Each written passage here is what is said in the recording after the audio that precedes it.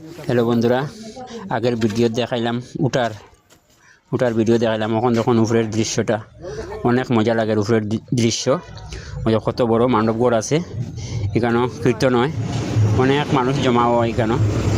আর প্রতি সোমবারে পূজা হয়, ডেইলি মানুষ যায়, ধূপকাঠি মোমবাতি জ্বালায়।